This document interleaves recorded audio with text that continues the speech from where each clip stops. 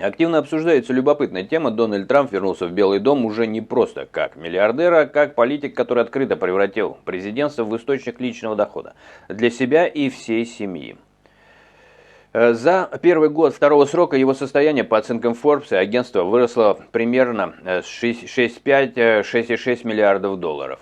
И это только то, что можно посчитать по открытым данным. В основе истории его старый бизнес в недвижимости и гольф-клубах, но главный рывок последних лет обеспечили криптовалюты, мемкоины и вокруг президентский бренд, который теперь продается как товар. Трамп и его окружение используют политическое влияние, публичность и доступ к элитам, чтобы запускать все новые проекты. От криптоформ и токенов до сделок с Ближним Востоком. А границы между государственными интересами и личной выгодой в этих схемах становятся все более размытой.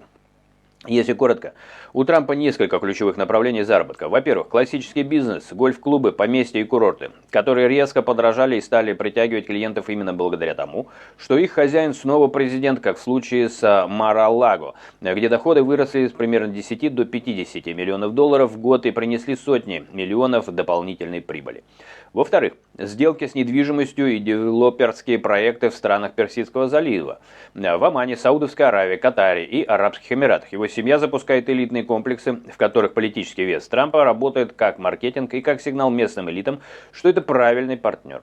В-третьих, крипта и цифровые активы. Именно они за последние годы стали главным ускорителем его богатства. И, по оценкам Bloomberg и других изданий, принесли семье порядка 1,5–2,3 миллиардов долларов прибыли, а в отдельных расчетах и до 3,4 миллиардов за 2 президентских срока. На этом фоне журналисты и аналитики все чаще пишут, что еще никто в истории США не монетизировал президентское кресло так агрессивно, как Трамп, хотя формально многие схемы упакованы в рамки бизнеса и закона. Самая громкая линия – криптопроекты, привязанные к имени Трампа и его политическому образу. Семья создала крипто-платформу World Liberty Financial мемкоин в честь президента, а также вошла в капитал майнинговой компании American Bitcoin, где среди соучредителей двое его сыновей. Через WLFI выпускается стейблкоин и собственные токены, а также используются акции компании ILT5 Sigma, которая сформировала запас этих токенов. По оценкам Bloomberg, только криптопроекты второго срока могли принести около 1,5 миллиардов долларов прибыли. А общий пакет токенов WLFI, которым владеет семья на бумаге, оценивается примерно в 3,8 миллиардов. Но эти активы находятся в режиме вестинга и пока официально не входят в расчет состояния. Дополнительно продаются коллекционные NFT с образом Трампа, которые раньше уже принесли более 14 миллионов долларов, и создаются новые мемкоины, накачиваемые политическим хайпом и его публичной поддержкой.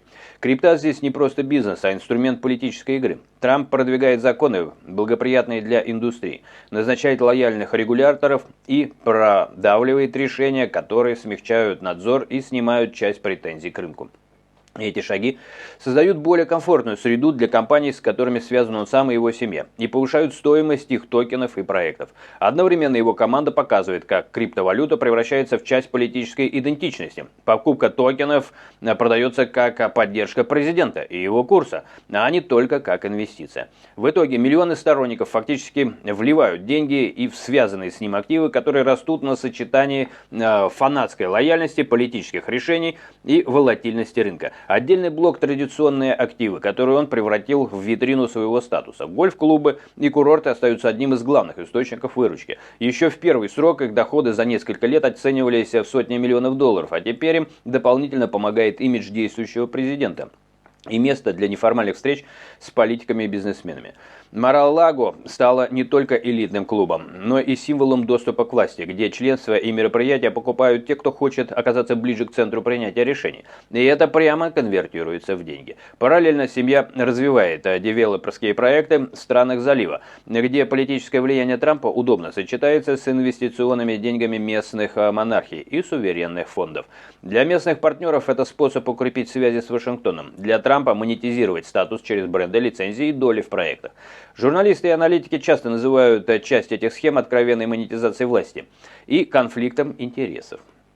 Из расследований следует, что его семья за 2 президентских срока могла увеличить свое состояние на 3,5 миллиарда долларов. Почти 3,4. А некоторые медиа пишут даже о двукратном росте капитала до уровня около 10 миллиардов, если учитывать бумажную стоимость токенов и проектов. При этом указывают, что доходы семьи все меньше зависят от классической недвижимости и все больше от криптобизнеса, обостряя вопрос, где заканчивается частный стартап и начинается злоупотребление президентскими полномочиями. Критики напоминают, что именно Трамп подписывает законы, влияет на финансовый надзор и внешнюю политику, а параллельно его окружение получает доли в компаниях, сделки с которыми завязаны на этих решениях. Но большинство этих операций остаются в серой зоне, когда формально все оформлено по закону, а судить можно только по косвенным признакам и утечкам. Сейчас ситуация выглядит так. Действующий президент США уже самый богатый в истории страны. Все сильнее привязывают свою финансовую империю к криптовалютам, политическому бренду и сделкам с иностранными партнерами. Его состояние по оценкам Forbes и других источников продолжает расти, а доля цифровых активов и связанных с ними компаний в этом богатстве становится ключевой. И это может означать, что любая новая политическая кампания, скандал или решение по регулированию крипторынка напрямую влияют не только на экономику США, но и на личный кошелек первой семьи. Для американской политики это создает опасный прецедент. Граница между государственным интересом и частным бизнесом президента становится почти незаметной. А будущей администрациям придется либо смириться с этим стандартом, либо пытаться его откатить.